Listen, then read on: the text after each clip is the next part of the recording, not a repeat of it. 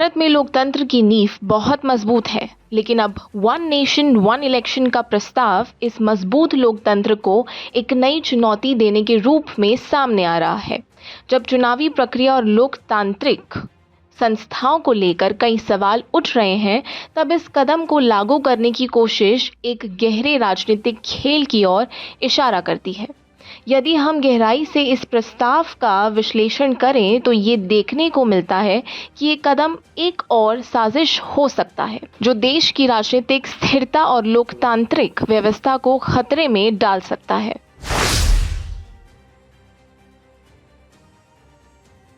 One nation one election का मतलब है कि भारत में सभी चुनाव, लोकसभा, राज्य विधानसभा और अन्य चुनाव एक ही समय पर होंगे।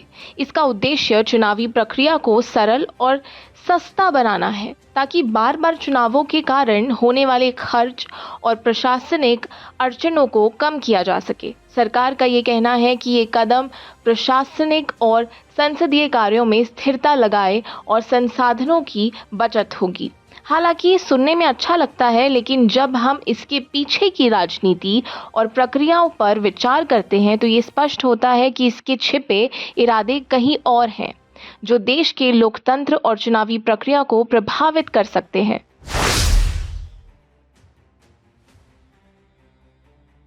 आज के समय में चुनावी प्रक्रिया में कई सवाल उठ रहे हैं, जिनमें सबसे बड़ा सवाल ईवीएम की विश्वसनीयता को लेकर है।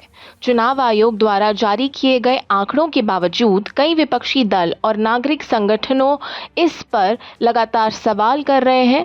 क्या ईवीएम के जरिए चुनावों में धांधली हो सकती है? क्या चुनाव आयोग स्वतंत्र रूप से कार्य कर रहा है या सरकार के दबाव में आकर निर्णय ले रहा है?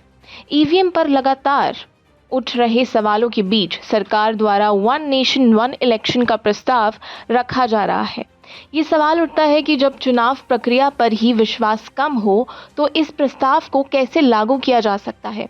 क्या चुनावी प्रक्रिया में इस प्रकार का बदलाव केवल सरकार की ताकत को और बढ़ाने के लिए किया जा रहा है?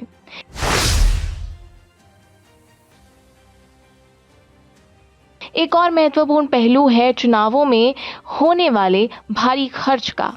हर चुनाव में उम्मीदवारों और राजनीतिक दलों को अनगिनत संसाधनों का उपयोग करना पड़ता है। प्रचार, मीडिया, यात्रा, रैलियां आदि सभी में भारी पैसा खर्च होता है, जबकि सरकार ये कह रही है कि वन नेशन वन इलेक्शन से पैसे की बचत होगी। असल में यही कदम सिर्फ सरकार के लिए ही फायदेमंद हो सकता है। ये भी ध्यान देने योग्य है कि सरकारी तंत्र, जिसमें चुनाव आयोग, सीबीआई, ईडी और अन्य महत्वपूर्ण संस्थाएं शामिल हैं, सरकार के प्रभाव में काम करते हैं।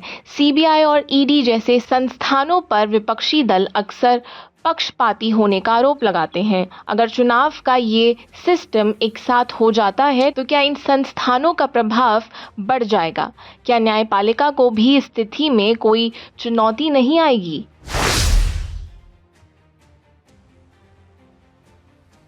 भारत की न्यायपालिका हमेशा से स्वतंत्र और निष्पक्ष रही है, लेकिन हाल के वर्षों में न्यायपालिका को लेकर भी कई सवाल उठने लगे हैं। जब विपक्षी दलों ने केंद्र सरकार के खिलाफ मुहिम चलाई थी तो कई बार न्यायपालिका को भी सरकार के दबाव में आने का आरोप लगा। न्यायिक स्वतंत्रता को लेकर उठने वाले सवाल का कारण अब ये सवाल भी उठाता है कि क्या वन नेशन वन इलेक्शन जैसे बड़े बदलाव को लागू करने में न्यायपालिका की स्वतंत्र भूमिका बनी रह पाएगी क्या? जब केंद्र सरकार की ताकत बहुत बढ़ जाएगी तो क्या न्यायपालिका स्वतंत्र रूप से चुनावी प्रक्रिया की निगरानी कर पाएगी? क्या ये सरकारी नियंत्रण बढ़ाने का एक तरीका नहीं हो सकता?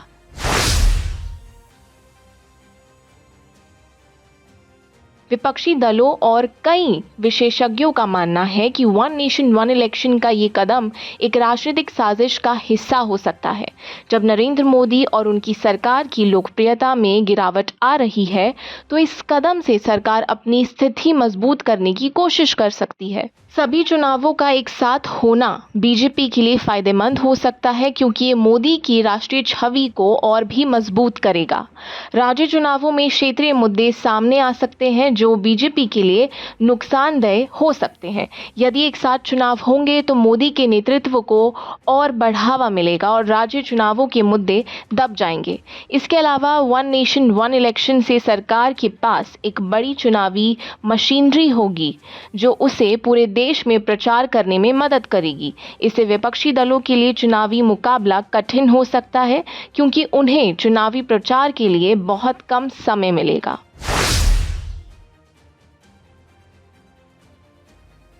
इस प्रस्ताव से देश में एक बड़ा असंतुलन पैदा हो सकता है, जैसे कि भारत का संघीय ढांचा बहुत मजबूत है जिसमें राज्यों की अपनी शक्तियां और अधिकार होते हैं। यदि सभी चुनाव एक साथ होंगे तो राज्यों के मुद्दे दब सकते हैं और केंद्र सरकार का प्रभाव बढ़ सकता है। इससे राज्यों के अधिकारों में कटौती हो सकती है जो लोकतंत्र के लिए एक बड़ा खतरा होगा।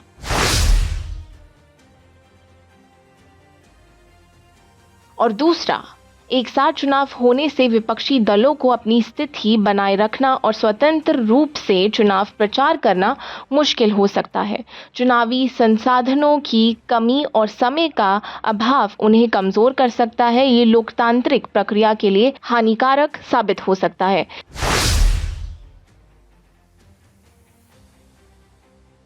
तीसरा, जैसे कि पहले ही ईवीएम पर सवाल उठ रहे हैं, एक साथ चुनाव होने से इस पर और भी अधिक सवाल उठ सकते हैं।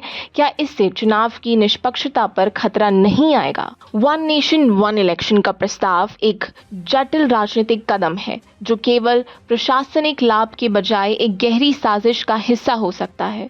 जब चुनावी प्रक्रिया, ईवीएम और न्यायपालिका को लेकर इतने सवाल उठा रहे हैं तो ये प्रस्ताव देश के लिए खतरे की घंटी हो सकता है। यदि सरकार और चुनाव आयोग पर पहले से ही विश्वास कम हो तो इस प्रकार का बदलाव चुनावी स्वतंत्रता को और भी कमजोर कर सकता है।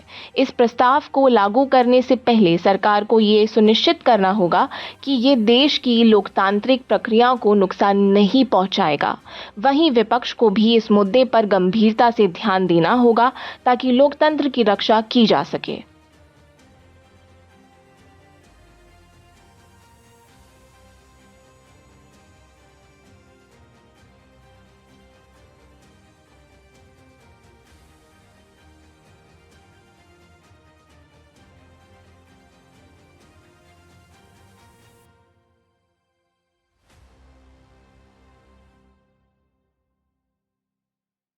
और आप हमसे जुड़े रहने के लिए सब्सक्राइब करें YouTube पर, फॉलो करें Twitter पर और लाइक करें Facebook पर। और ज्यादा जानकारी के लिए आपको टाइप करना होगा सिर्फ न्यूज़ नशा।